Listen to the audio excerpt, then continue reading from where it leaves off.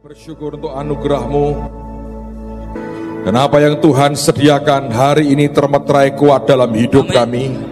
Kami percaya kami akan tiba di pelabuhan tujuan yang Tuhan tetapkan. Dan kami telah melewati begitu banyak hal. Kami berkata tidak ada kerugian apapun, tidak ada kerusakan apapun. Semua akan tiba pada tujuan ilahi yang luar biasa. Sampaikan pesan-Mu buat kami mengerti akan hati-Mu ya Tuhan.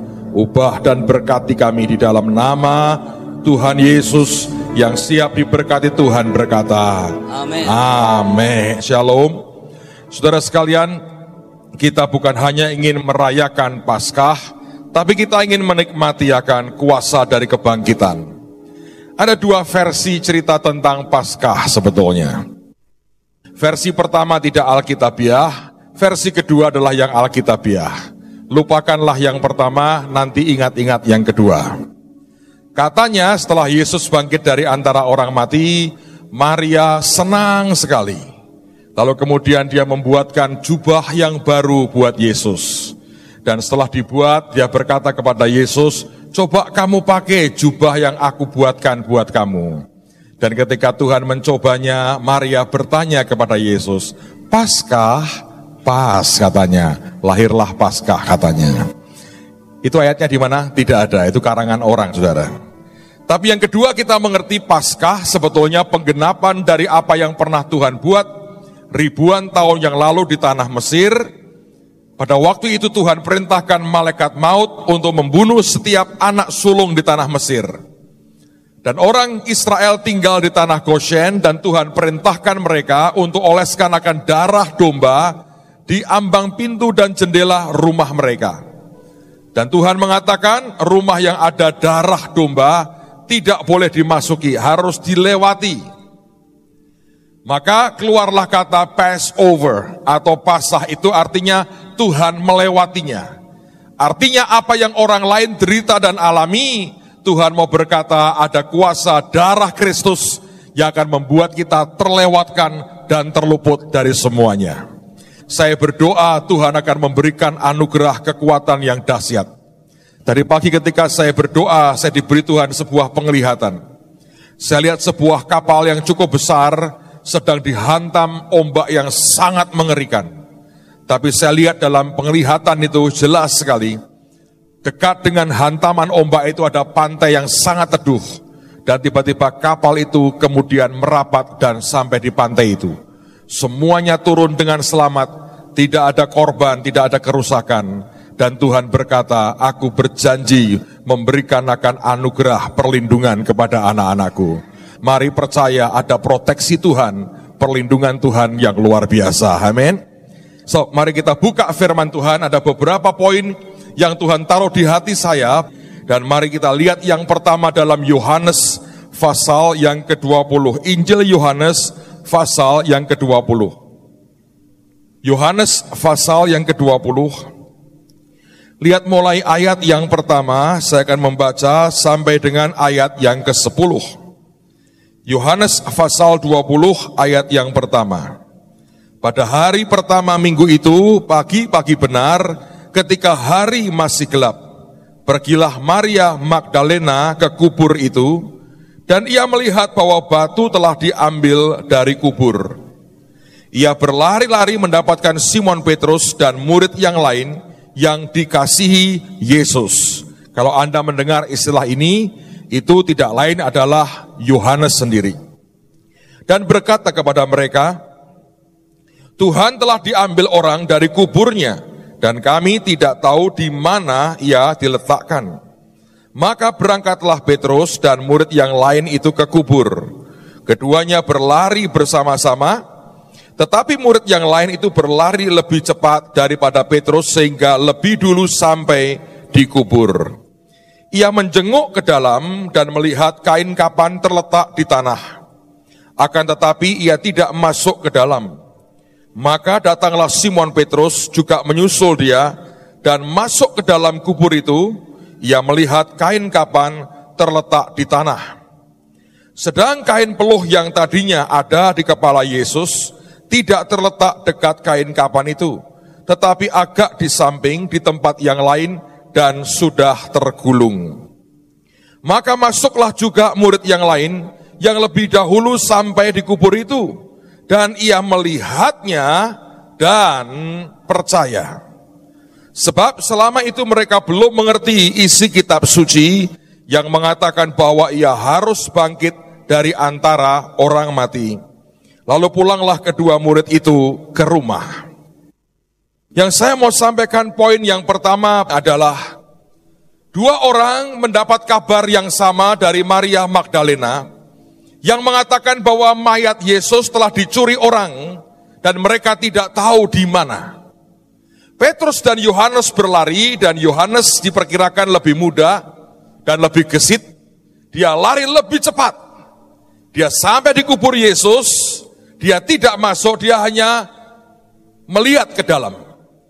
Tidak lama kemudian Petrus juga datang dan kemudian masuk ke dalam. Nah, waktu mereka masuk ke dalam, apa yang mereka melihat? Yang mereka lihat adalah kain kafan sudah tergeletak dan kain peluhnya terletak di samping sisi yang lain dan dalam keadaan sudah tergulung. Yang menarik adalah Maria melihat yang sama dan tidak ada apapun yang membuat dia mengerti bahwa Tuhannya bangkit. Petrus juga melihat terlebih dahulu seluruh isi daripada kubur yang kosong itu. Tapi Alkitab tidak mengatakan bahwa Petrus juga langsung percaya. Tapi ada satu orang yang bernama Yohanes. Dan dia melihat apa yang dilihat Maria, dia melihat apa yang dilihat Petrus, tapi dari apa yang mereka lihat dan tidak membuat mereka percaya. Ketika dilihat oleh Yohanes, Alkitab berkata, ia melihatnya dan percaya. Saya merenungkan akan ayat ini, saya bilang Tuhan, mengapa Yohanes melihat itu saja sudah percaya? Sedangkan yang lain tidak percaya walaupun melihat akan hal yang sama. Dan Roh Tuhan dengan lembut dia berkata, Yohanes ini secara batin paling dekat dengan Yesus. Secara jiwa dia murid yang paling dekat dengan Tuhannya. Ingat Alkitab mengatakan dia seringkali menyandarkan kepalanya di dada Yesus. Ketika di perjamuan yang terakhir Tuhan berkata, satu di antaramu adalah orang yang akan menyerahkan aku. Bahkan Petrus tidak berani bertanya kepadanya, siapa dia Tuhan? Petrus harus berbisik kepada Yohanes dengan berkata, tanyakan kepada Yesus, siapa yang dia maksudkan. Sebuah kedekatan yang ajaib, yang sebetulnya sejak dari awal dia ikut Yesus, dia langsung tinggal bersama dengan Yesus. Yohanes sebenarnya adalah salah seorang murid utama dari Yohanes Pembaptis. Suatu hari ketika Yesus lewat, Yohanes mengatakan kepada kedua muridnya, lihatlah anak domba Allah. Dan dua orang murid ini, satu di antaranya adalah Yohanes, mengikuti Yesus. Dan Alkitab mengatakan ketika Yesus menoleh ke belakang melihat dua orang mengikutinya, dia bertanya, apa yang kamu cari? Apa yang kamu inginkan? What do you want? Dan mereka berkata, Guru, di mana engkau tinggal? Dan Yesus berkata, ayo ikut dengan aku, kamu akan lihat di mana aku tinggal. Dan firman mengatakan sejak hari itu, mereka tinggal bersama dengan Yesus. Ada sebuah kedekatan yang ajaib. Lalu apa kaitannya dengan yang mereka lihat? Menurut saya, ada satu indikasi yang buat Yohanes sudah cukup. Dan saya percaya indikasi itu sengaja Tuhan kerjakan untuk memberi tanda kepada murid yang dikasihinya bahwa dia benar-benar bangkit. Apa indikasinya? Yohanes ini saya yakin orang yang paling ngerti akan kepribadian dari Yesus, akan semua karakternya dan kebiasaannya. Waktu dia masuk ke dalam, dia melihat kain peluh yang dipakai Yesus atau dikenakan pada Yesus ketika dia mati, sudah dalam keadaan tergulung. Maka orang ini cerdasnya luar biasa. Dia berkata, kalau ada orang mencuri, tidak mungkin tidak tergesa-gesa. Tidak mungkin sempat-sempatnya gulung dulu akan kain yang untuk peluhnya. Di beberapa tempat saya dengar di koran dan baca di majalah, ada pencuri yang masuk rumah orang, lalu kemudian dia buka kulkasnya, lihat banyak makanan enak, dia makan dulu, ngantuk tertidur. Besok paginya ketangkap, masih tidur di rumah yang dia garong. Itu goblok banget, saudara. Tapi Yohanes mengerti, kalau ini orang lain dan ini orang jahat, tidak mungkin dia gulung dulu akan kain peluh itu. Dan yang kedua saya mengerti, dia mengatakan begini, kalau sampai tergulung seperti itu, pasti Yesus. Saya membayangkan dan saya percaya Tuhan kita itu Tuhan yang rapi. Saya nggak tahu apakah Anda mirip dengan Yesus, rapi. Atau Anda kalau ganti pakaian lempar sana, lempar sini, Saya pernah satu hari ke Amerika, mampir ke rumah orang Indonesia, begitu masuk, maaf saudara, celana dalam ting cerantel di semana-mana. Maaf Pak, ini kita biasa begini, jadi kalau bahasanya mengerikan saudara. Itu kayak kapal pecah. Mau pergi aja, ribut cari celana panjang di mana. Nyelip di sebuah dus itu, diambil lagi. Saya berkata ini orang ajaib. Pasti Yesus bukan seperti itu saudara. Kalau kain peluh aja sempat dia gulung, saya berdoa kita jadi orang yang rapi. Anda tahu Yesus itu bukan ketua partai Kaipang saudara. Anda kalau berpikir dia adalah seorang dengan bawa tongkat, dengan gembel, pakaiannya compang-camping, dengan 12 murid yang sama, orang-orang sakti Kaipang semua, maaf, salah. Saya berkali-kali pernah mengatakan kepada Anda, dia Tuhan yang luar biasa. Pakaiannya saja diingini oleh tentara Romawi. Ketika dia disalibkan, pakaiannya diundi oleh tentara Romawi. Saking mereka kepingin memiliki pakaiannya. Kalau itu jubah Kaipang, tidak ada orang mau pakai, saudara. Ini orang yang rapi menurut saya. Dan Yohanes kenal betul akan pribadi ini.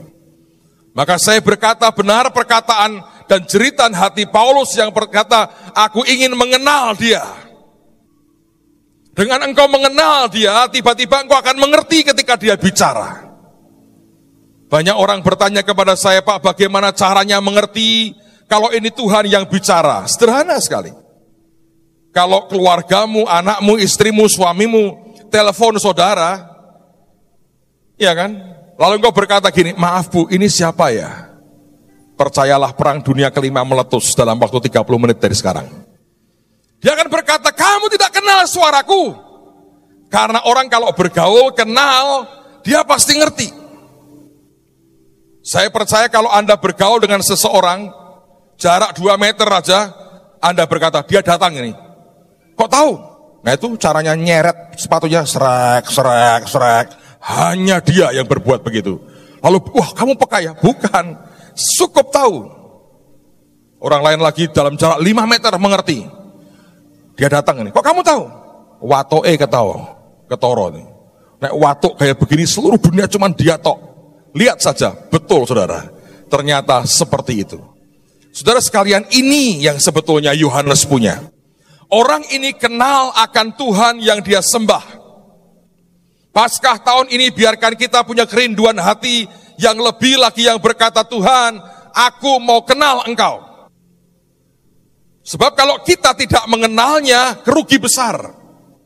Ada banyak hal yang dia mau coba katakan, dan kita nggak ngerti. Kita nggak nangkap dengan hati kita, apa yang sebetulnya dia mau coba katakan. Tapi orang yang kenal dengan Tuhannya, sedikit saja dia mengerti, ini Tuhan yang bicara. Dan dia ubah arah hidupnya dan arah hatinya. So biarkan Paskah tahun ini merupakan Paskah yang ajaib, di mana semua orang, anak-anak Tuhan di tempat ini, kenal Tuhan lebih lagi. Saudara sekalian, untuk masuk kerajaan surga itu tidak pernah begini. Caranya, syaratnya, 1, 2, 3, 4, enggak. Apakah engkau kenal Yesus atau tidak? Begitu engkau berkata, aku kenal dia, selesai. Dia akan berkata, ya aku kenal dia. Dan itu cukup saudara. Saya berdoa tidak ada lagi yang tidak mengingini kenal Tuhannya lebih lagi. Dan sebetulnya itu segala-galanya. Coba renungkan sesuatu begini. Hari ini kalau Anda kenal dengan seseorang dengan jabatan yang sangat tinggi, bukankah semuanya serba mudah dalam kehidupan kita? Ya kan?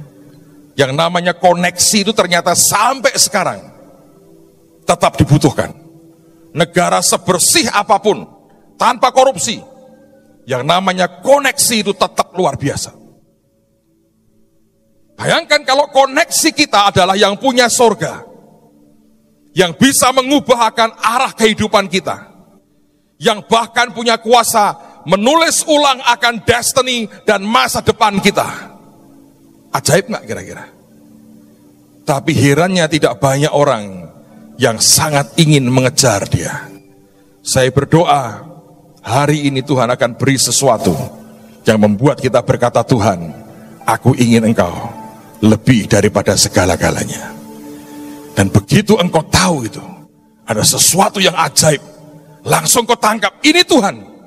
Tanpa bertanya, tanpa ribut, engkau ngerti. Seperti Yohanes, cuma lihat akan kain peluh yang tergulung. Dia berkata, seseorang telah menggulungnya. Saya yakin dia berkata, aku kenal cara gulungnya ini. It must be him. Mesti dia. Dan kita berkata, dia percaya. Apakah hari ini kalau Tuhan bicara kepadamu, Anda juga percaya? Saya berdoa, tanda kecil dari Tuhan cukup membuat kita berkata, amin Tuhan, Engkau bicara kepadaku hari ini. Yang kedua, saudara sekalian, lanjutkan lagi masih di Yohanes pasal yang ke-20. Kalau Anda lihat mulai ayat 11, judulnya Yesus menampakkan diri kepada Maria Magdalena. Lalu kemudian di pasal yang sama, ayat 19, judulnya Yesus menampakkan diri kepada murid-muridnya. Masih di pasal yang sama, ayat 24, judulnya Yesus menampakkan diri kepada Thomas. Di pasal 21, judulnya Yesus menampakkan diri kepada murid-muridnya di pantai Danau Tiberias. Nah sekarang mari kita lihat satu cerita saja. Ayat 19 dari Yohanes 20. Ketika hari sudah malam, pada hari pertama minggu itu, berkumpullah murid-murid Yesus di suatu tempat dengan pintu-pintu yang terkunci, karena mereka takut kepada orang-orang Yahudi. Pada waktu itu datanglah Yesus dan berdiri di tengah-tengah mereka, dan berkata, damai sejahtera bagi kamu. Dan sesudah berkata demikian, ia menunjukkan tangannya dan lambungnya kepada mereka. Murid-murid itu bersuka cita, karena mereka melihat Tuhan. Maka kata Yesus sekali lagi, damai sejahtera bagi kamu, sama seperti Bapa mengutus aku, demikian juga sekarang aku mengutus kamu. Dan sesudah berkata demikian, ia mengembusi mereka dan berkata, terimalah Roh Kudus. Jikalau kamu mengampuni dosa orang, dosanya diampuni. Dan jikalau kamu menyatakan dosa orang tetap ada, dosanya tetap ada. Kalau Anda membaca akan segala macam penampakan Tuhan kepada mereka, maka inilah demonstrasi pertama kali yang namanya kuasa kebangkitan yang didemonstrasikan secara daging oleh Tuhan kita.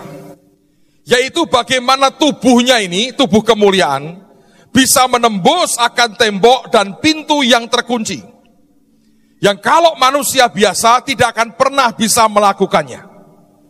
Demonstrasi pertama akan kuasa kebangkitan Tuhan itu, dia tunjukkan kepada sekian banyak muridnya, waktu mereka berkumpul dalam ruang yang tertutup, dan kemudian tiba-tiba dia muncul di tengah-tengah mereka. Kalau Anda baca, nanti ada cerita lagi, dia menampakkan diri kepada dua orang murid yang pergi ke Emmaus. Tapi inilah salah satu ciri yang Tuhan tunjukkan sebenarnya. Ada sebuah demonstrasi yang berkata, bahwa kuasa kebangkitan Tuhan itu melebihi akan hukum natural yang kita kenal pada hari ini. Kuasa kebangkitan ini mengatasi akan hukum alam yang ada pada kita hari ini sebagai manusia. Alkitab mengatakan ada hukum alam atau hukum dosa dan hukum maut. Ada namanya juga hukum roh kehidupan. Nah yang kedua tadi itu yang mengatasi akan hukum yang pertama. Dan Yesus mendemonstrasikannya. Karena itulah Paulus juga berteriak, aku juga pengen kenal akan kuasa kebangkitannya. Saudara sekalian, kalau Anda bisa membaca ini, maka Anda akan mengerti dalam Kisah Rasul ada peristiwa yang sejenis. Pada waktu itu Petrus dan Yakobus ditahan. Yakobus dipenggal kepalanya, dan itu menyukakan hati banyak orang Yahudi. Lalu kemudian mereka menunggu sampai Sabat selesai, dan mereka akan memenggal kepala Petrus. Alkitab mengatakan para murid berdoa, mereka berseru kepada Tuhan, dan Tuhan kirim malaikatnya. Kalau Anda membaca, Petrus ini juga mengalami yang sama seperti yang dialami oleh Yesus.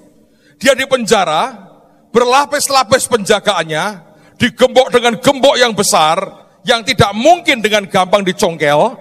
Tiba-tiba malaikat datang, membangunkan Petrus yang sedang tertidur, kemudian rontoklah semua rantainya, dan digandeng malaikat, melewati akan jeruji besi, dan tembok-tembok penjara, melewati sekian banyak penjagaan, dan dia keluar dari penjara tanpa terbuka pintu penjaranya. Bukankah itu manifestasi yang sama seperti yang dialami oleh Yesus ketika dia bangkit dari antara orang mati? Tuhan setiap kali dia menunjukkan sesuatu, bukan sekedar pamer dengan saudara, tapi dia selalu mau berkata, ini juga yang engkau bisa lakukan. Ini juga yang bisa engkau kerjakan. Ini juga yang bisa engkau alami dalam kehidupanmu. Dan kalau kita mengerti itu, dan Petrus mengerti itu, dan mereka mengalaminya. Petrus mengalami loh. Dia melewati tembok, jeruji besi, tanpa terbuka penjaranya, dan tiba-tiba sudah di luar, dia lolos dari penjara Herodes. Saudara sekalian, coba renungkan. Pertanyaannya sekarang adalah bagaimana supaya kita bisa mengalami kuasa kebangkitan ini dalam kehidupan kita sehari-hari. Tentu kita tidak meminta Tuhan, biarkan aku bisa melewati tembok, itu bahaya. Nanti Anda lapar, temboknya orang Anda masuki, orangnya tidur Anda makan, nah itu membuat pencurian meningkat, saudara.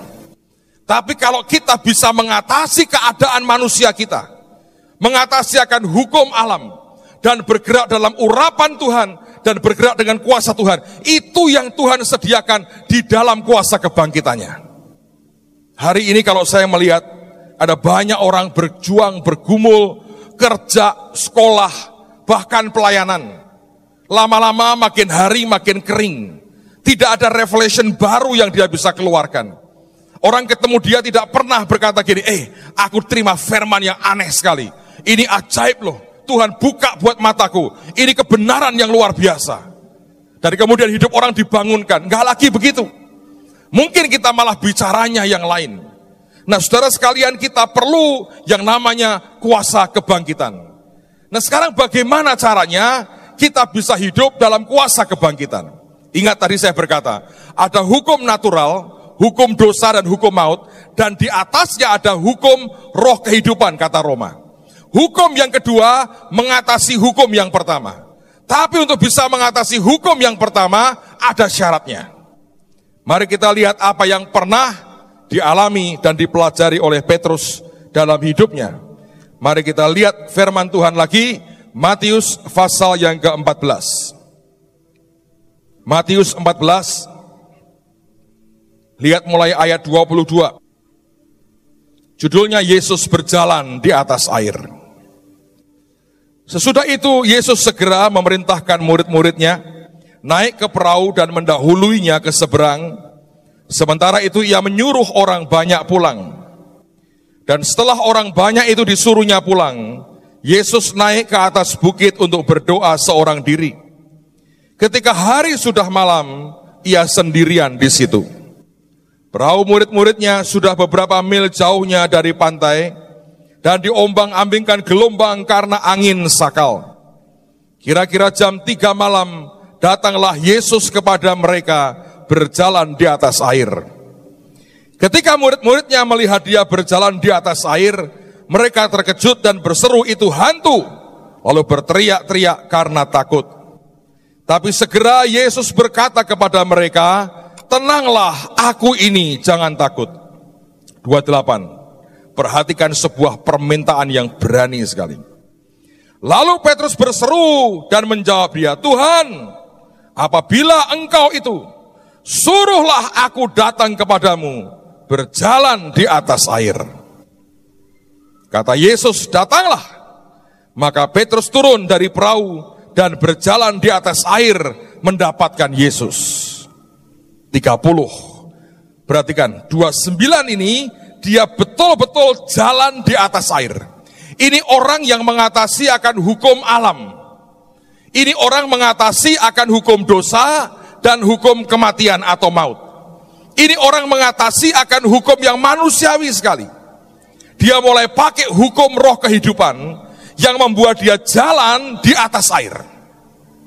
Sayang, enggak terlalu lama.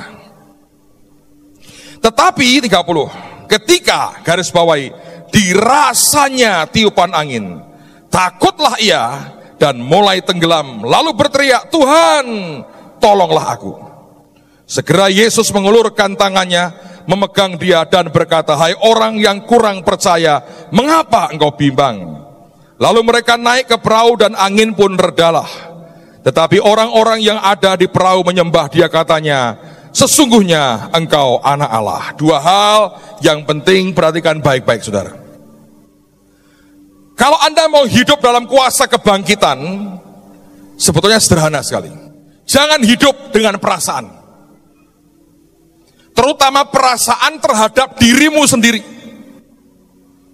Begitu perasaan tertentu mulai masuk, maka akan disusul dengan yang namanya ketakutan. Begitu Anda takut, sebuah lubang besar dari imanmu muncul. Saya pikir hidup kita ini seperti, walaupun mungkin nggak terlalu tepat, balon gas. Selama gasnya terus ada dan tidak ada lubangnya, itu balon akan naik. Mengatasi gravitasi bumi.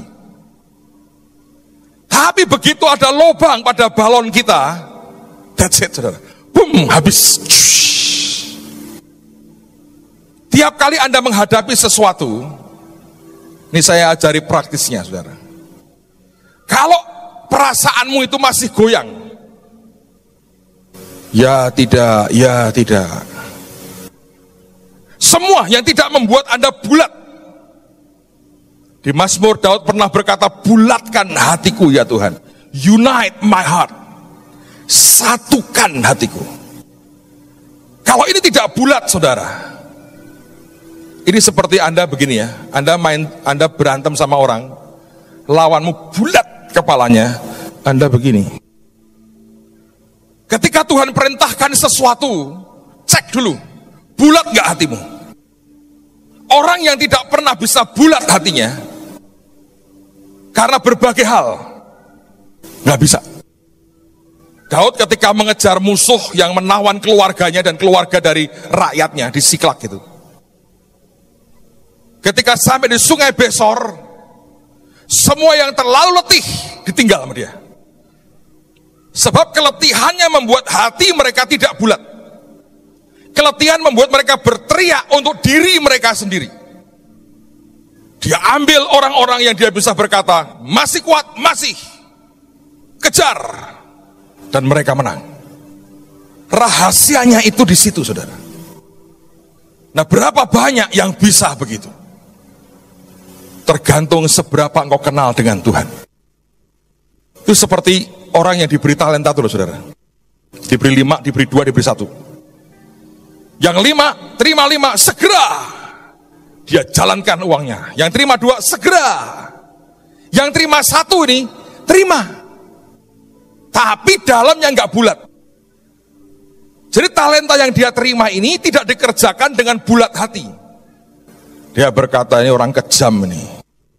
Aku dikasih cuma 1, aku suruh kerja, entar dia yang menikmati, ada ngomel, pecah, hatinya itu pecah. Apakah hasilnya ada? Enggak ada.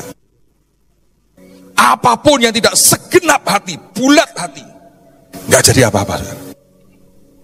Apapun yang tidak bulat hati, tidak akan ada hasilnya. Tapi sekecil apapun iman kita, kata Tuhan, katakanlah sebesar biji sesawi, kalau itu bulat hatimu, luar biasa saudara. Nah masalahnya adalah, apakah hatimu bulat? Kalau engkau bisa hilang feeling saudara, ilfil terhadap dirimu nih, kecuali Anda ini orang yang perasa sekali, anak positif nangis, nggak diajaki pergi makan soto nangis, aku ditinggal, aku tertolak, apa sedikit marah. Bagaimana jalan di atas air? Itu akan membuat air jalan di atasmu saudara, ya toh, alias tenggelam. Nggak bisa. Saya lihat orang-orang tuh ya, yang dipakai Tuhan, satu aja bulat hatinya. Dan Anda pikir itu mudah? Coba waktu ada Morris tantang persembahan, saudara pikir orang kayak Morris itu gampang nantang persembahan? Dia pikir dia nggak tahu kesulitan kita. Itu seperti Elia minta kepada janda Sarfat loh, buatkan buat aku dulu. Orang bisa berkata ini egoisnya luar biasa, bisa. Nah tergantung responmu. Kalau Anda ngomel, ya, nggak terjadi apa-apa. Kalau bulat, kerjakan, pasti luar biasa. Nah itu perbedaannya cuma di situ saudara. Karena dia mulai tenggelam itu Alkitab berkata, ketika mulai dirasakannya, ketika masuk ke perasaan takut, tidak berani apa-apa. Di perjanjian lama ada suku-suku yang diajak perang oleh Deborah. Dan mereka tidak mau karena Alkitab mengatakan terlalu banyak pertimbangan. Loh pertimbangan itu baik. Tapi kalau terlalu banyak, Anda cuman nimbang. Itu seperti waktu saya kecil ada puisinya. 2 ekor kelinci berebut sepotong roti. Anda pernah ingat itu? Minta tolong pada seekor apa? Kera. Ditimbang, berat yang kanan digigit, berat yang kiri digigit, berat yang kanan digigit. Lama-lama rotinya habis. 2 ekor kelinci lalu menangis. Ketika saya TK diajari begitu. Nah berapa banyak hidup kita yang seperti itu? Tuhan perintahkan nggak bulat hatinya, ngomong ke si A, oh kurang begini, ngomong ke B, ngomong ke makin banyak orang, lama-lama hilang imannya. Dan dia berkata sudahlah nggak usah. Kenapa Tuhan seringkali susahnya luar biasa kerja dengan kita? Nah itu, nggak pernah bisa bulat hati kita. Kalau Tuhan perintahkan, bimbang hatinya, marah, kecewa, sakit hatinya, nggak pernah selesai dengan itu. Mau berhenti sampai di mana saudara? Petrus ini akhirnya belajar loh. Menurut saya ketika dia dibawa malaikat, sudah ilfil, hilang feeling. Tidak ada kita berkata, maka Petrus berkata, malaikat, ini tembok loh, mau nabrak batukku kena. Enggak, dia ikuti aja, dia diam. Dan dia sampai di luar. Seringkali Tuhan kirim malaikatnya untuk berkata, ayo lari dengan aku. Kita berkata, tembok Tuhan. Bisakah engkau berkata, aku abaikan semua perasaanku terhadap diriku? Mungkin perasaanmu akan tumbuh dalam belas kasihan kepada orang lain. Tapi kalau kita terlalu memanjakan akan daging kita, ujungnya akan mengerikan sekali. Daud itu orang yang menurut saya luar biasa sih. Ketika dia hampir dilempari batu oleh pasukannya di Siklak, Alkitab mengatakan dia menguatkan imannya, hatinya kepada Tuhan. Dia tahu yang namanya membulatkan hatinya dan hanya untuk dia. Dan Alkitab berkata satu hari anak yang dikandung oleh Batseba hasil perzinaan dengan Daud sakit. Berhari-hari dia doa, dia puasa, tidak mandi, geletak di lantai sembahyang, nangis dengan Tuhan. Belum pernah ada menurut saya dalam Alkitab orang doa dengan kondisi semengerikan yang dibuat oleh Daud. Tapi setelah dia doa, puasa, sampai begitu, satu hari dia sadar. Pegawainya berbisik-bisik, dia berkata, sudah mati ya? Mereka berkata, ya. Begitu dengar anaknya mati, dia malah mandi, dia berurap, dia makan, dia masuk ke bait Allah, dia nyembah Tuhan, dia makan. Bingung gak orang-orang? Sampai mereka tanya, lo anakmu waktu sakit engkau kayak begitu, anakmu mati malah makan, malah mandi. Dan Daud dengan enteng berkata, ketika dia masih hidup, siapa tahu Tuhan berbelas kasihan dan anak itu tidak mati. Tapi sekarang anak itu sudah mati. Dia mau berkata, keputusan Tuhan yang terbaik. Aku tidak akan pernah bermusuhan dengan penciptaku. Dia Tuhan yang adil, jadi seperti yang dia mau. Selesai hari ini. Tidak ada kecewa, tidak ada marah, tidak ada frustrasi dengan Tuhan. Dan dia dapat Salomo sebagai penggantinya. Saudara sekalian, seandainya orang percaya bisa punya hati yang bulat seperti ini, tidak membiarkan yang dirasakannya itu menenggelamkan dia, saudara akan jadi orang Kristen yang berbeda. Saya berdoa ini hari yang luar biasa. Saya baru ngalami, saya ke Jakarta, saya KKR di Jakarta. Mobil yang kami tumpangi itu masuk ke bundaran HI, saudara. Teman saya ini nggak ngelanggar karena banyak mobil sudah di situ. Cuman saya nggak tahu kenapa. Tiba-tiba dicegat. Dan saya lihat beberapa mobil dicegat. Dimintain apa, dimintain apa, dimintain apa. Saya lihat, saya bilang, waduh, ini acaraku bisa telat nih, cara begini. Teman saya sih tenang, saya duduk di sebelahnya. Saya bilang, Tuhan, aku tidak mau ada masalah, aku mau ini lancar. Aku diam, saya bilang harus jalan.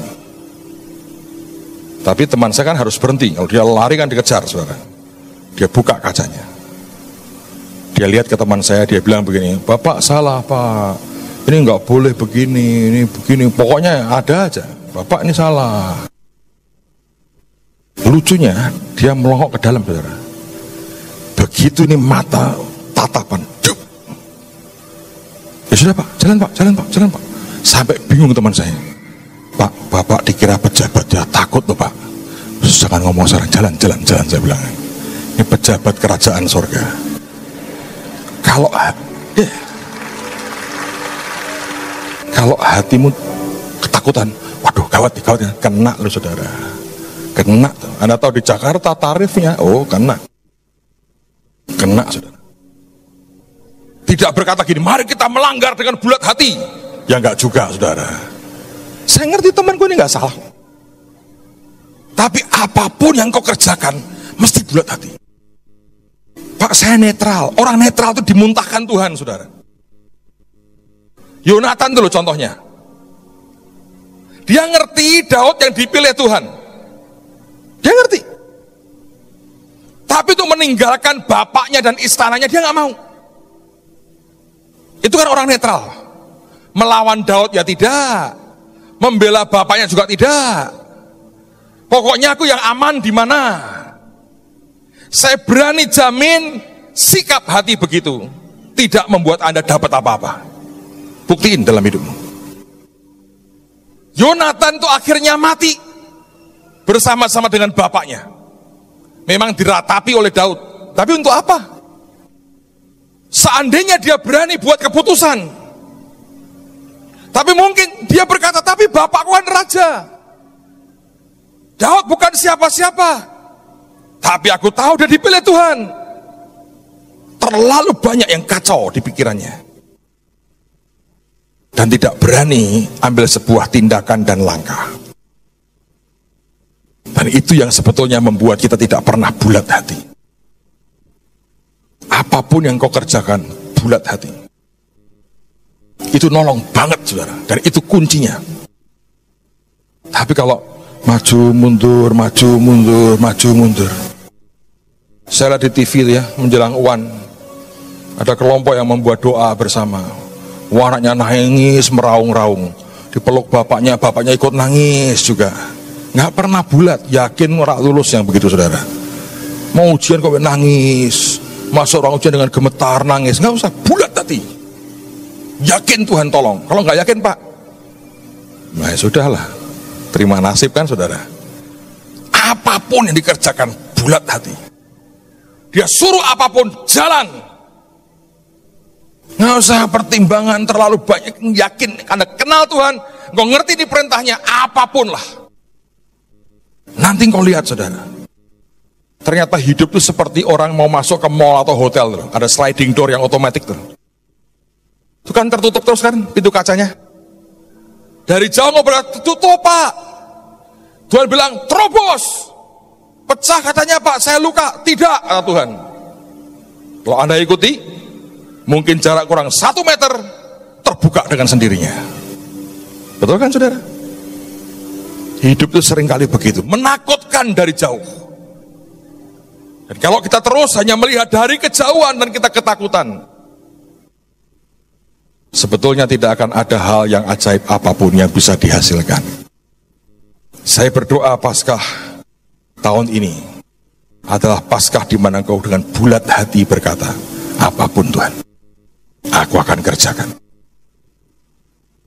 Saya kalau lihat apa yang dia kerjakan sekian tahun terakhir, saya tahu itu Tuhan, saudara. Bagian kita hanyalah dengan bulat hati lakukan, dan engkau akan menghasilkan perkara-perkara besar bagi Tuhan. Dan kau tahu orang akan memuliakan Tuhan dengan segala yang Tuhan percayakan dalam hidupmu. Amin saudara. Bulat hati, jangan goyang. Pak, saya masih goyang, masuk kamar, bahasa roh yang kuat, bulat hati. Anda doa dengan perkataan, memperkatakan. Nah, kalau dalam pecah, ragu-ragu, Anda mau ngomong apapun gak ada powernya itu. Kalau engkau mau memperkatakan janji Tuhan, bulat hati, perkatakan. Jangan biarkan terpecah dalammu. Dengan itu Anda akan lihat Tuhan yang kita sembah itu Tuhan yang luar biasa. Itu caranya. Saudara pernah disuntik dokter? Siapa yang pernah disuntik dokter? Angkat tangannya. Siapa yang seumur hidup belum pernah disuntik? Luar biasa, nggak ada. Saya belum Pak. Ya waktu bayi minimal disuntik. Saya melihat cara dokter nyuntik itu macam-macam saudara. Ada yang dari soft sampai yang agak kejam. Tapi selalu saya mengatakan, itu mantap kalau nyuntik. Kalau Anda ketemu dokter, saya pernah waktu kecil, dokter kalau nyuntik gini, dia pakai jarumnya, dia pakai bukan begini, dia gini.